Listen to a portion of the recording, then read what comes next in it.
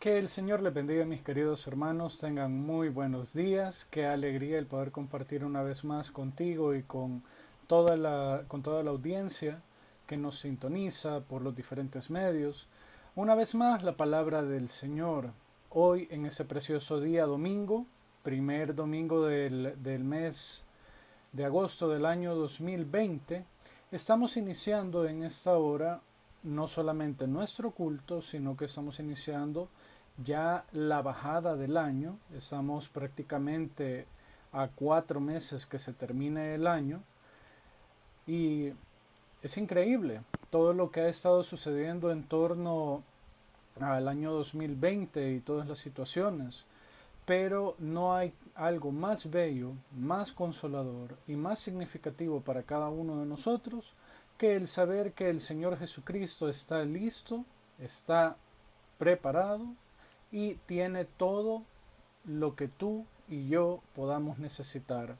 Es así que en este momento quiero que por favor me acompañes a la palabra antes de entrar como tal a la, a la predicación, al momento de oración, a Segunda de Corintios, busquémoslo por favor, Segunda de Corintios, capítulo 4, versículo 18 en adelante. Segunda de Corintios, capítulo 4, versículo del 18 en adelante. Solo lo vamos a leer y de ahí vamos a pasar a nuestro momento de oración, encomendando este precioso servicio a la presencia del Señor. Nos dice la palabra de la siguiente manera: no mirando nosotros las cosas que se ven, sino las que no se ven, pues las cosas que se ven son temporales, pero las que no se ven son eternas. Oremos, mis amados. Bendito Señor Dios Todopoderoso, gracias te damos porque una vez más nos permites estar congregados delante de ti, pudiendo seguir funcionando como una iglesia, como un mismo cuerpo, en este precioso día domingo.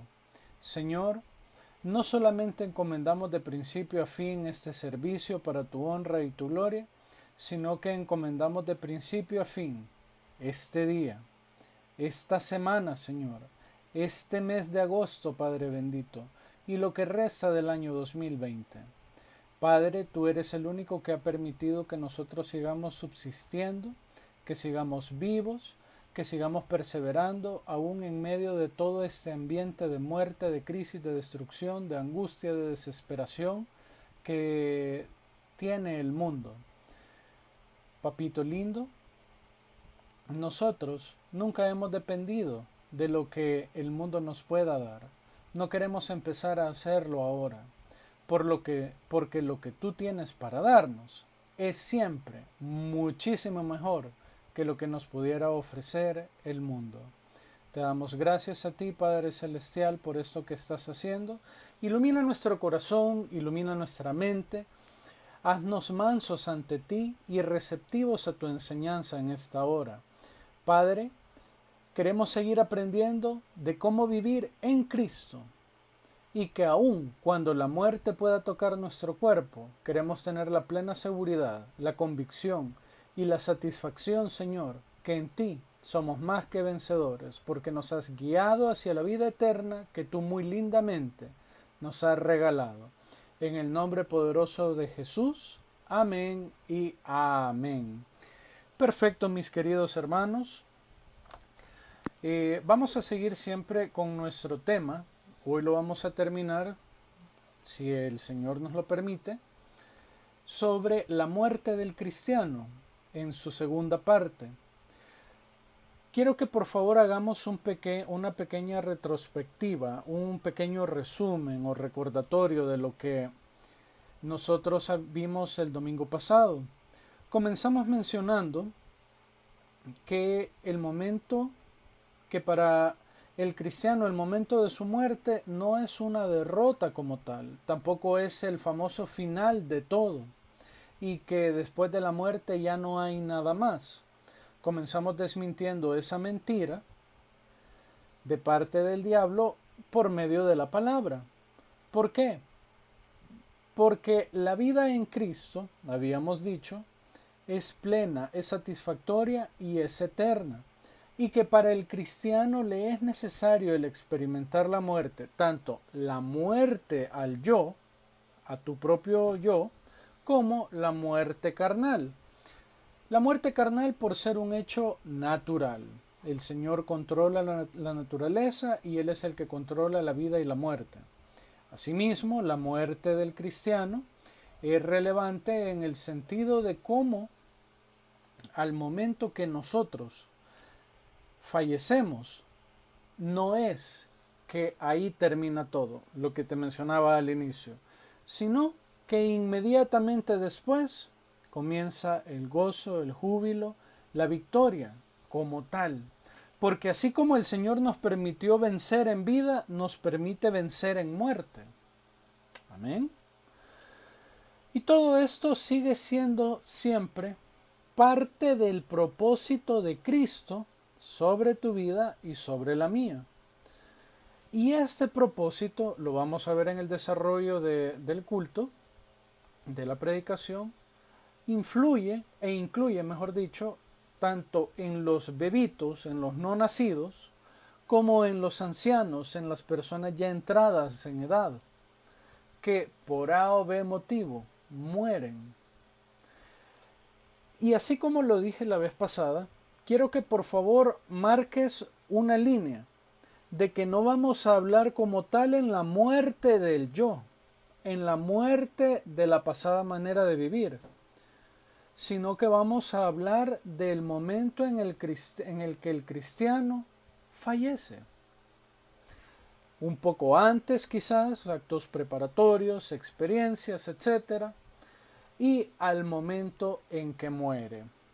Asimismo establecimos que la muerte no es un arma de Dios, sino que Satanás intenta tomar ese estado, ese momento, para generarte un temor en tu interior, o en ocasiones cuando nosotros perdemos un ser querido, un ser amado, se genera un distanciamiento, un alejamiento, una separación, quizás hasta un resentimiento, una cólera.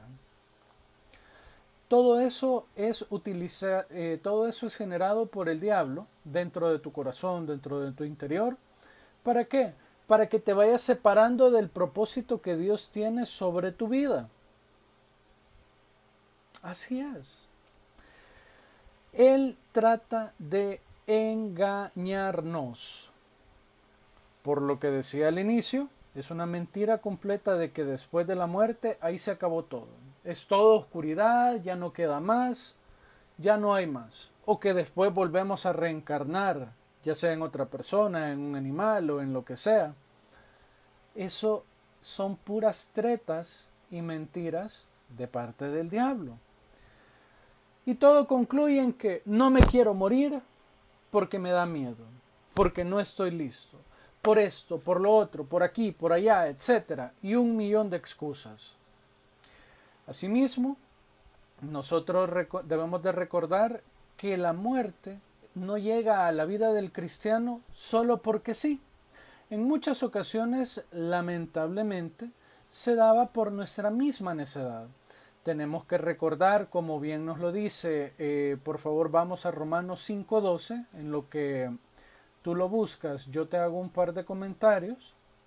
Romanos 5:12, que el pecado, al entrar por medio de la necedad, el no obedecer al hombre, como nosotros podíamos leer en el devocional de este día, que escuchar la voz de Dios nos guía a obedecer la voluntad del Señor, pero que nuestra propia necedad, que ya va en el combo de la humanidad, nos aleja de Dios y permite y da cabida a que las mentiras del diablo nos alejen realmente de la presencia del Señor. Y al permanecer alejados de la presencia del Señor, nosotros caemos en las famosas derrotas espirituales. las cuales no son determinantes, pero sí afectan. En Romanos 5:12, no pierdas de vista tampoco 2 Corintios 4:18, pero en Romanos 5:12 nos dice: por tanto, como el pecado entró en el mundo por un hombre, y por el pecado la muerte, así la muerte pasó a todos los hombres, por cuanto todos pecaron. Más adelante vamos a ver un concepto de muerte en el que dice que es el fin del ciclo de la vida. Y tiene razón. ¿Por qué? Porque dentro del plan perfecto de Dios estaba que tú y yo no conociéramos la muerte. Pero nuestra necedad, llámese la necedad del abuelito Adán, llámese la necedad tuya o mía, nos arrinconó a la muerte. Todo esto para podernos llevar a la conclusión de que la muerte es parte del plan perfecto de Dios, que es necesaria el experimentarla, el vivirla, el lidiar con ello en la vida de cada uno de nosotros, y que aún ante la experiencia de la muerte, por lo general ajena, nosotros tenemos un consuelo perfecto en la presencia del Señor. Cada uno de nosotros, si yo les preguntara, hemos experimentado eso. La muerte de un animalito que queríamos, la muerte de un ser querido, de algún conocido, de algún colega de trabajo, de algún compañero de estudio. Y la muerte rodeaba. No sé si tú en algún momento te has preguntado por qué has llegado justo hasta este momento de tu vida. ¿Por qué? ¿Qué es lo que Dios verdaderamente quiere dentro de tu interior? A modo que el Señor te haya mantenido con vida hasta el día de hoy. Un propósito hay, eso es clarísimo. Cuanto más siendo tú un hijo de Dios. Eso es claro. No necesitas un gran estudio teológico para poder comprender que tu vida tiene un valor incalculable ante la presencia del Señor. ¿Por qué? No solo porque Él te formó la carnita, los huesitos, los cachetitos, los ojos, la grasita de pies a cabeza, sino que Él tiene un propósito dentro de su plan perfecto para ti. Pastor, yo estoy muy chiquito, yo no tengo estudios, no tengo recursos, ya soy un anciano, soy divorciado, soy madre o padre soltero, soy un ex convicto, soy un ex drogadicto, soy una prostituta, tú puedes llegar a ser lo que sea, pero Dios siempre tiene un propósito para tu vida. Con eso claro, que por medio del consuelo nosotros generamos una esperanza, y la esperanza de vida eterna que es solamente en Cristo Jesús, yo te quiero hacer una pregunta muy interesante que venía a mi corazón en el momento de oración, en el momento de preparar el sermón, y era: ahora bien, con todo lo que has escuchado y con toda tu fe y con todo lo que tú conoces del amor, la fidelidad, la pasión de Cristo, no te voy a preguntar a dónde iría tu alma el día de hoy si es que fueras llamado a la presencia del Señor, sino que te voy a hacer la pregunta: ¿te gustaría morir este día? Estoy convencido de que en un 100% o tal vez en un 99.99999999 hasta el infinito, todos dijéramos o responderíamos: no, no quisiera morir hoy. ¿Por qué? Quisiera terminar la carrera, quisiera ver a mis hijos crecer, quisiera tener hijos, quisiera poder seguir sirviéndole a Dios. Pasamos de lo más sencillo hasta lo más espiritual. Ok, el amor a la vida fuera de toda propaganda ideológica, social o política, el amor a la vida, el mismo Señor nos lo determina. ¿Por qué? Porque Él no vino a condenar, a matar y a destruir a todos los pecadores. De eso se encarga el diablo. Sino que Él vino a salvar, a rescatar, a liberar a todos nosotros que estábamos perdidos, que estábamos atados a la muerte, que estábamos atados al precio del pecado. Pastor, usted siempre hace mucho énfasis en relación a la salvación. Mi querido hermano, la Biblia es prácticamente una carta de amor de Dios diciéndote, hijo, yo he venido a salvarte, haceme caso. Amén. Es con eso que nosotros podemos venir y regresamos a 2 de Corintios, capítulo 4, versículo 18. Sí, mi hermano, tú y yo no quisiéramos morir este día por 1.000.000 de razones. Pero no miremos nosotros las cosas que se ven, sino las que no se ven, pues las cosas que se ven son temporales. Tu vida en la tierra es temporal, mi querido hermano. Dios ya sabe exactamente cuándo se acaba tu reloj vital. Pastor, ¿y si ya al terminar el culto justo cuando usted dice amén, se muere, refiriéndome a mi persona? Bueno, para gloria del Señor, morí predicando. ¿Y cómo es posible que tú te puedas venir a llenar la boca de decir contento y gozoso de que te da placer el morir de esa forma? Porque como dice Filipenses 1:21, para mí el vivir es Cristo y el morir es ganancia. Y quiero explicarte en este día cómo es que hay una verdadera ganancia en tu muerte. Hago el énfasis para todos aquellos detractores, criticadores y aquellos que tratan de distorsionar la palabra del Señor, que esto no es un llamado o una incitación al suicidio o al menosprecio de la vida, jamás. ¿Por qué? Porque el Señor Jesús vino a dar vida y vida eterna. Yo no soy nadie para venir a decir, lo mejor es que se muera. El que decide eso es el Señor. Quiero comenzar mencionándote ¿qué es la muerte? De parte de un diccionario normal, cualquiera puedes buscarlo, la muerte natural es el final del ciclo de la vida, de todo ser viviente, ya sea por causas naturales o por factores externos. ¿Qué cosas son vivientes? Las plantas, los árboles, los animalitos, los microorganismos, tú y yo. Y la muerte es el final del ciclo natural de la vida. Pero ahora, ¿qué es la muerte del cristiano? ¿Qué es el final de la vida de un creyente hijo de Dios?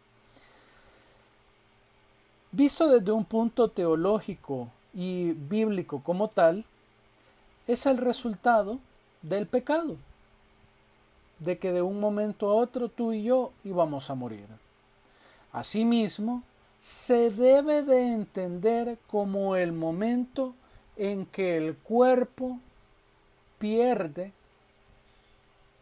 el alma, porque se separa el alma del cuerpo. ¿Qué es lo que le dio vida a ese polvo, a ese barro, a esa tierra? Cuando el Señor forma a Adán y le hace el ruaj, el hálito de vida.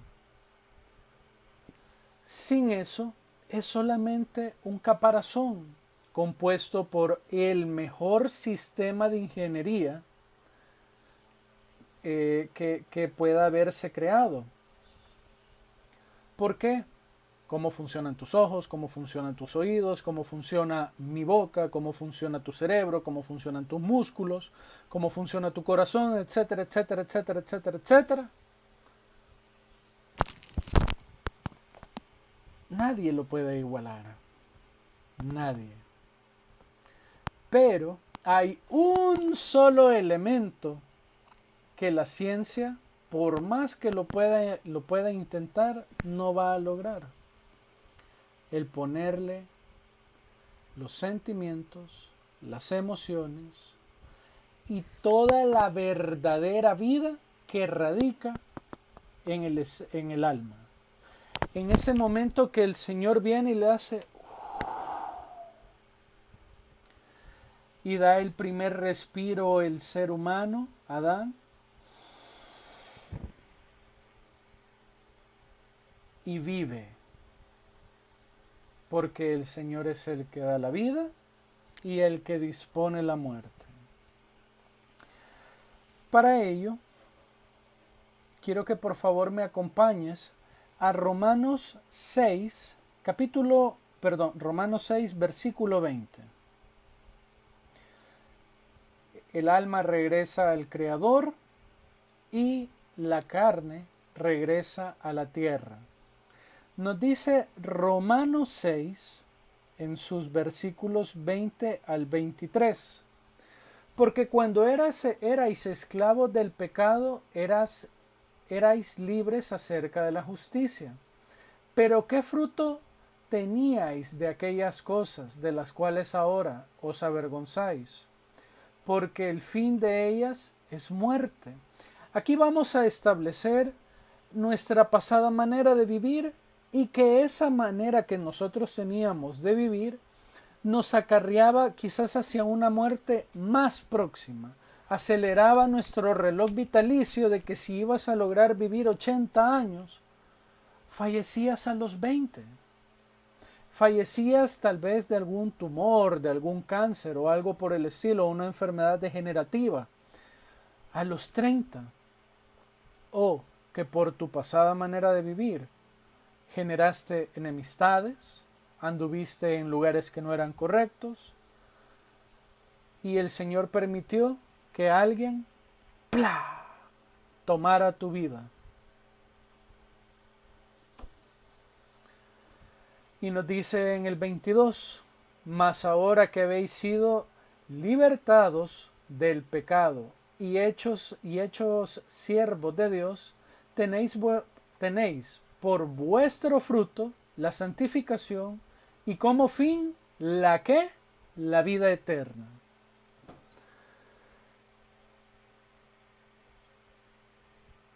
Antes de entrar al 23, quiero que reflexiones un momento. Pero mi hermano, te pido que verdaderamente reflexiones. No importa cuánto tiempo te tardes. Igual yo sigo con la predicación, pero es necesario.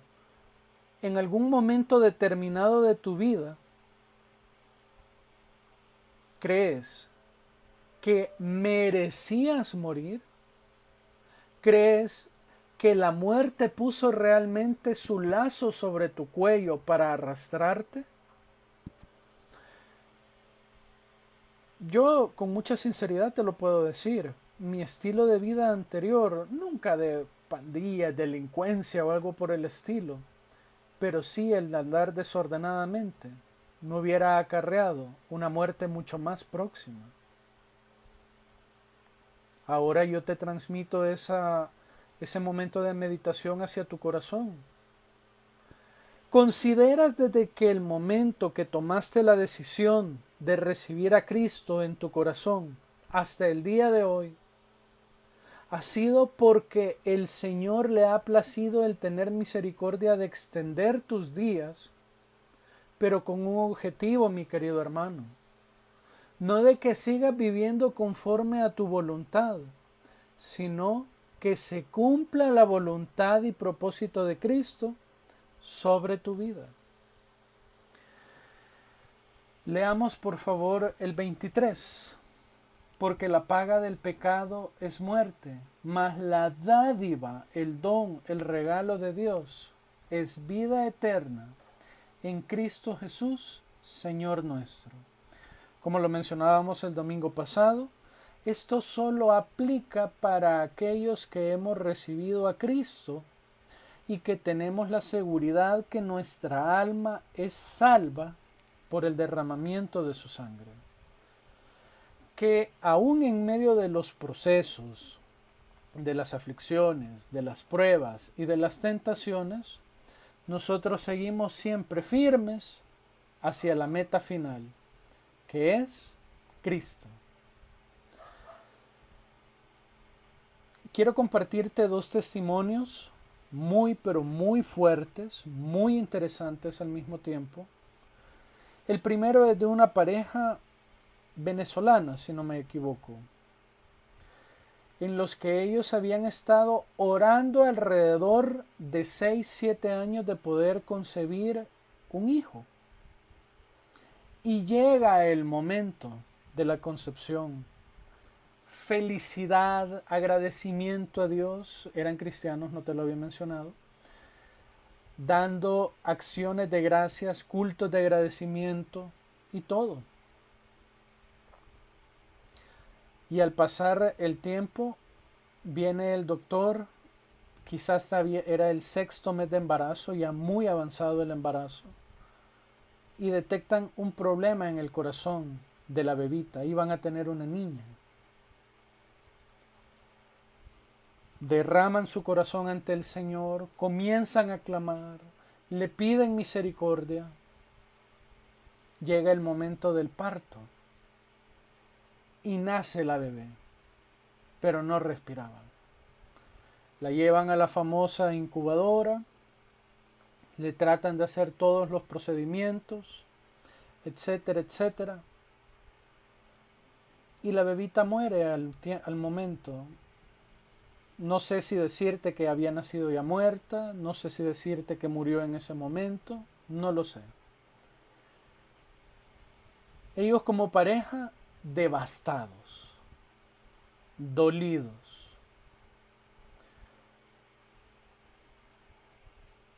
Comienzan los doctores a tratar de darles consuelo. Había llegado el líder espiritual de ellos, no sé si era pastor, un misionero o qué.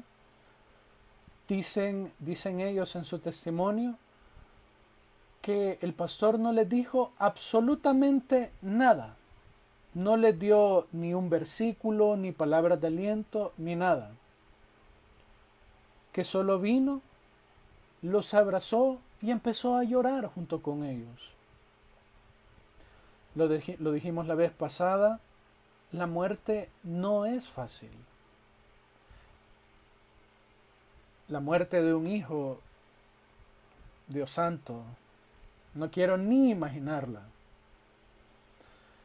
Dice que alrededor de 30 días ellos no salieron de la casa. Los hermanos les hablaban, los familiares tratando de darles aliento y todo. Y aparece una de las enfermeras al lugar. Y ella les dice, disculpen que los interrumpa, pero yo fui una de las enfermeras que atendió el parto de su hija.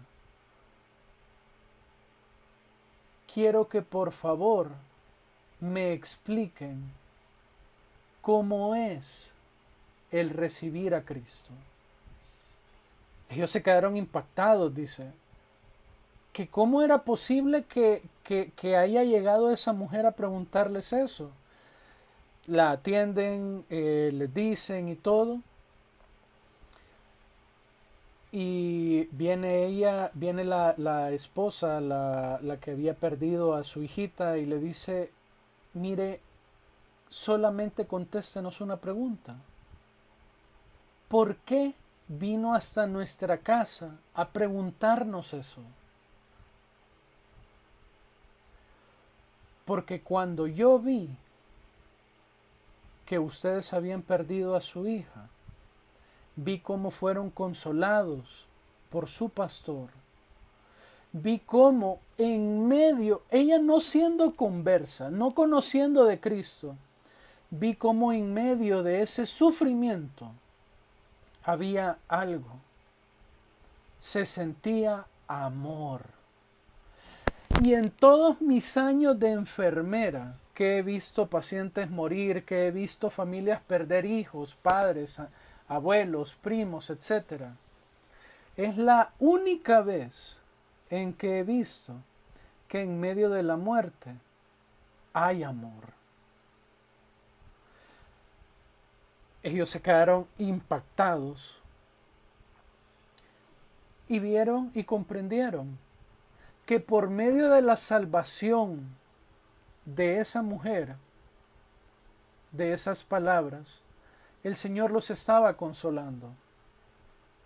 Por lo que mencionábamos el domingo pasado también, que ni la vida ni la muerte y todo lo demás podrá separarnos ¿de qué? Del amor de Cristo. Un segundo testimonio que quiero comentarte, y quizás es de los más difíciles que he podido escuchar, es el del pastor Gille Ávila. Tú puedes encontrarlo en YouTube, puedes escribir testimonio del pastor Gille Ávila perdonando al asesino de su hija. Hay porciones que son más cortas que otras, etc. Pero el pastor Gille Ávila comentaba que cuando él le dieron la noticia del fallecimiento de su hija no murió por causas naturales, sino que fue asesinada por el esposo o ex esposo, no lo recuerdo. Él entró en un estado de shock. Dice que él estaba ayunando y que esa noticia le interrumpió el ayuno. Cuando le comienzan a describir que fue acuchillada, él sentía los cuchillos en su corazón como cualquier padre. Dice que no lloraba, pero sí gemía. No sé si logras comprender la diferencia de eso, que no es que estuviera derramando lágrimas, pero en su interior estaba destrozadísimo, porque su hija lo amaba, lo atendía, se comunicaban. Ya era una persona mayor, pero no dejaba de ser su hija.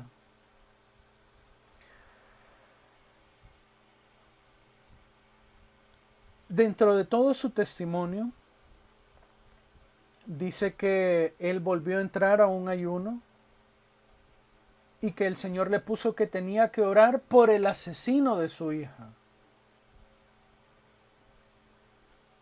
Algo que parece ilógico, algo que está fuera de todo entendimiento.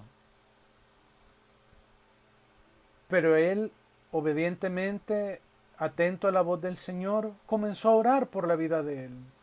Se había dicho de parte de los investigadores y de las personas que llevaban el caso, que esta persona, el asesino, tenía que morir en la silla eléctrica. Ahí es cuando él comenzó a entender y se conmovió. Yo solo escuchaba el testimonio de este hombre, de este siervo, y me quedaba, no, Señor, eso definitivamente que solo tú lo haces. Porque dice que se dedicó 5 días completos a orar y ayunar porque la vida de este hombre no fuera llevada de esa forma. ¿Por qué? Porque amarás a tu prójimo como a ti mismo. Él dice que no es que estaba amando literalmente al asesino, pero sí estaba demostrando que al ser hijo de Dios, él era mejor que el asesino. Pasa el tiempo, se dan sentencias, no va a silla eléctrica, dice que tiene una interacción con el asesino, le habla y le dice, te perdono, porque Cristo ya te perdonó a ti.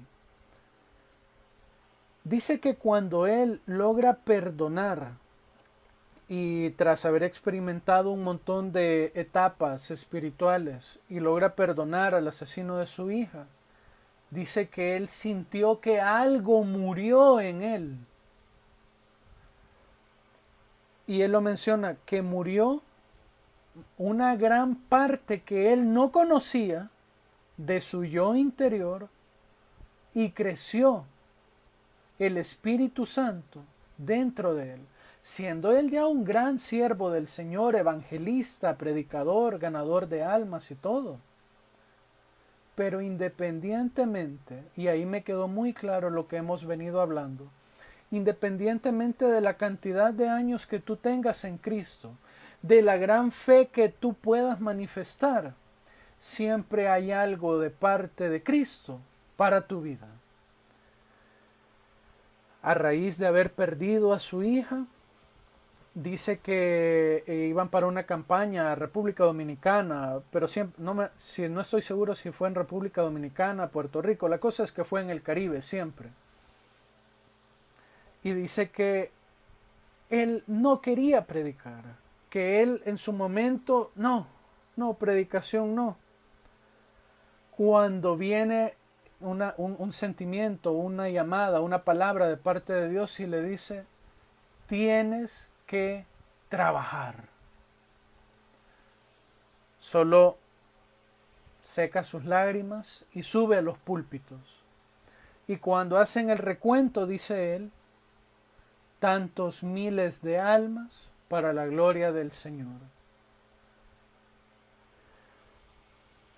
La carne y los huesos vuelven a la tierra. Y te cuento estas dos experiencias porque al oír estos dos testimonios, ambos hacen la mención que solo era el cuerpo lo que ya estaba ahí. Dolía ver el cuerpo, pero era consolador el ver y el saber que ese espíritu, que esa alma, que esa vida ya estaba en gloria delante de el Señor. Quiero que por favor me acompañes a Eclesiastés capítulo 12. Eclesiastés capítulo 12. Yo mismo te lo he dicho, no sé por qué el Señor ha sido tan insistente sobre este tipo de tema justo en este tiempo, pero sí estoy seguro de algo, que tu vida está siendo edificada para gloria y honra del Señor. Yo te soy muy honesto al decir que me contengo muy personalmente del derramamiento de lágrimas porque es un tema que impacta a cualquiera. Pero veamos lo que nos dice Eclesiastés 12, versículo 7. Y dice, y el polvo vuelva a la tierra como era, y el espíritu vuelva a Dios que lo dio. Vanidad de vanidades, dijo el predicador, todo es vanidad. Increíblemente relacionada con 2 de Corintios 4. Llegó la muerte. Puedes sentir, puedes experimentar, puedes tener. Pero aún incluso la muerte tiene un propósito para gloria del Señor. La carne ahí queda y llega a enterrarse. La carne termina y desfallece y vuelve al polvo como es lo natural. Pero el espíritu, para aquellos que tenemos vida eterna y salvación en Cristo, vuelve hacia nuestro Padre Celestial. Quiero compartirte, ya casi para terminar, busquemos por favor Hechos, capítulo 50, Hechos capítulo 7, versículo 51. Hechos 7, capítulo 51, hasta el 60. Lo que el cristiano espera es la bendición del Señor al momento de pasar a la vida eterna. Un cristiano no espera la muerte, espera la vida eterna.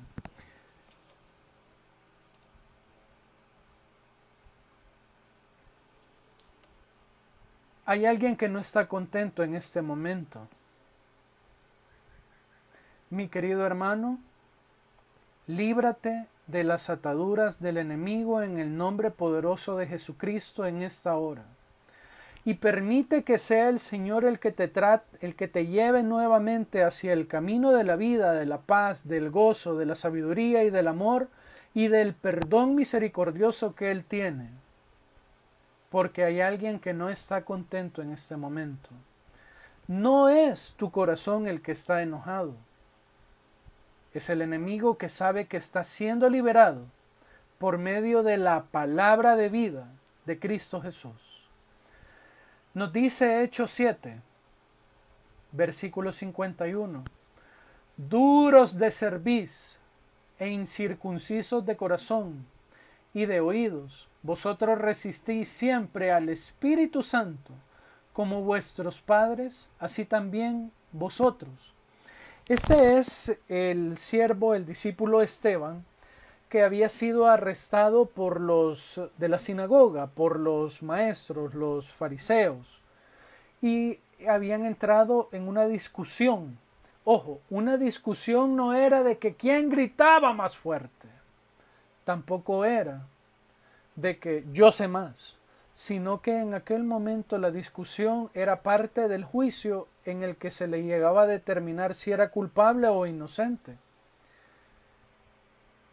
Y Esteban había comenzado a dar unos argumentos con fundamento bíblico desde Adán, Moisés, cómo se había degenerado y se había adulterado la palabra de Dios por ellos mismos, a tal grado que les impedía ver la salvación de Cristo. Ellos vienen y se enojan y le dicen, bueno Esteban, ¿sos o no sos culpable?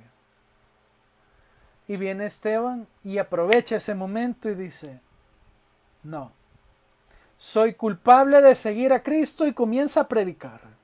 60 versículos de predicación, mis hermanos. Dice en el 52, ¿a cuál de los profetas no persiguieron vuestros padres? Quedémonos ahí. Perdón, y sigamos. Y mataron a los que anunciaban de antemano la venida del justo, de Cristo, de quien vosotros ahora habéis sido entregadores y matadores, o sea, los asesinos. Vosotros que recibisteis la ley por disposición de ángeles y no la guardasteis. Esteban viene y, como dicen, les pela la cara. Y por andar predicando, como dicen muchos incrédulos, muchos que no entienden, Esteban termina apedreado. Se le critica a Esteban y se le juzga con las leyes del hombre.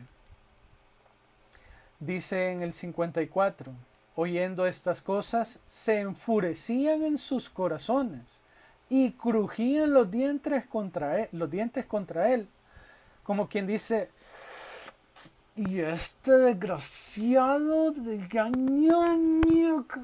¿Por qué? Porque no era él el que les estaba declarando libertad y salvación, y les estaba demostrando cuán errados estaban, sino que era el poder del Espíritu Santo, exactamente el Espíritu que tú y yo hoy tenemos y por medio del cual nosotros vamos a poder terminar este culto con la convicción de que no vamos a tener más temor a la muerte, y con la seguridad de que si hoy Dios nos llama a su presencia, nos vamos gozosos, tal vez con algunos asuntos inconclusos, bajo nuestro entendimiento y voluntad, pero bajo el control, el propósito y la voluntad de Cristo, no nos vamos mal. Amén. Eso es aplicable, mis hermanos, solo para los que creemos en Cristo.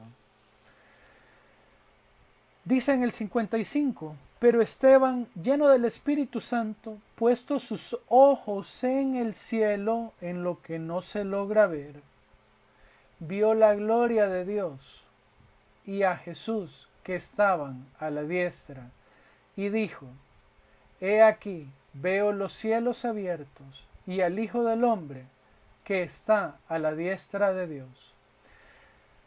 Prácticamente esta es una declaración en la que Esteban, entiende y ve y dice, ok, ha llegado el tiempo, cumplí mi misión y ha llegado la hora que yo vaya hacia la vida eterna. Dice 57, entonces ellos dando grandes voces se apartaban, se taparon los oídos y arremetieron a una contra él, y echándole fuera de la ciudad le apedrearon y los testigos pusieron sus ropas a los pies de un joven que se llamaba Saulo. ¿Adivina quién participó en eso? Pablo.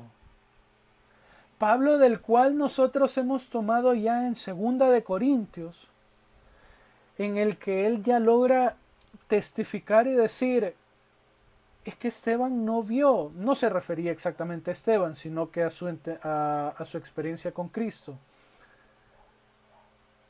Pero ahora vemos que Esteban no vio de que ahí venía la piedra, de que ahí venía la muerte, de que ahí venía la enfermedad, de que ahí venía la deuda, y se venía haciendo chiquito y murió, sino que él reconoció y vio que el tiempo había sido ya determinado y no veía a la maldad del hombre, al mundo como tal, sino que veía la gloria de Dios. Pastor, entonces usted quiere morir apedreado. Jamás, no. Yo en mi deseo quisiera morir ya lleno de años, canosito, y contento, y de ser posible después de haber predicado. Pero si somos de la generación que escuchamos la trompeta, no hombre, mucho mejor. Pero tu vida va a ser de testimonio para alguien, así como la vida de Esteban fue de testimonio para la vida de Pablo.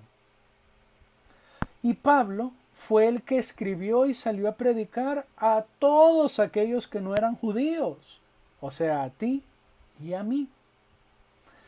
Y esa semillita que se plantó ha extendido hasta la eternidad que Cristo la permita. Es por eso, mis hermanos, que lo que nosotros esperamos, y aquí me adelanto un poco como lo dice Apocalipsis 21, ya la visión y el deseo de ver la nueva Jerusalén, las famosas calles de oro, el mar de cristal, el fin de todas las aflicciones, y nosotros vestidos con atavío, o sea, con ropas de novia para gloria del Señor. Eso es lo que nos espera, eso es lo que nosotros deberíamos de desear y ver y esperar. Termino con esto, mis queridos hermanos. Dice Filipenses 1:21, porque para mí el vivir es Cristo y el morir es ganancia. Los cristianos no estamos a la espera de la muerte de esta vida, sino que estamos a la espera de nuestro Señor, que nos llevará hacia la vida eterna. Amén. Vamos a orar, mis queridos hermanos. Quiero que por favor te lleves la reflexión de esta hora. No solo si qué pasaría si murieras hoy, tampoco que si te gustaría morir este día, sino cómo quieres vivir el resto de tu vida en Cristo para gloria y honra de Él. Oremos. Bendito y poderoso Padre Celestial, en esta hora yo te clamo por la libertad de mis hermanos y la mía propia, en medio de estas situaciones. Señor, solamente en ti hay verdadera paz y libertad. Solamente en ti hay verdadera salvación. Y solamente en ti hay vida. Te clamamos porque nos hagas partícipes de esa vida, no solo en la vida eterna, sino que nos permitas experimentar una vida plena aquí en la tierra. Permítenos cumplir tu voluntad y ser de testimonio para muchos, no solo de éxito, de poder, de grandeza, de triunfos, porque el mayor de los triunfos y victorias es tu nombre, tu salvación y tu amor. Gracias, Jesús. Lleva con consuelo y con fuerza y con muchísima fortaleza a mis hermanos en lo que resta de este año, de sus vidas. Señor, hay muchos de la congregación, tanto ellos como sus familiares, que están enfermos. Permíteles conocer tu voluntad y el propósito de esa enfermedad para salvación. Y aquellos que no te conocen, Padre, o que están alejados de ti y les da miedo acercarse a ti, permíteles encarrilarse en tu camino de salvación. Permite que llegue tu mano de salvación y de libertad sobre ellos y sean arrebatados de las garras del enemigo, Señor. Desde el más chiquito, el adulto, la mujer, hasta el más anciano, Señor. Libra a tu iglesia de todo ataque del enemigo, de las críticas vacías, de la escasez material, de cómo el diablo intenta entrar y tomar el control de tu casa, de los hogares de mis hermanos y de nuestras vidas.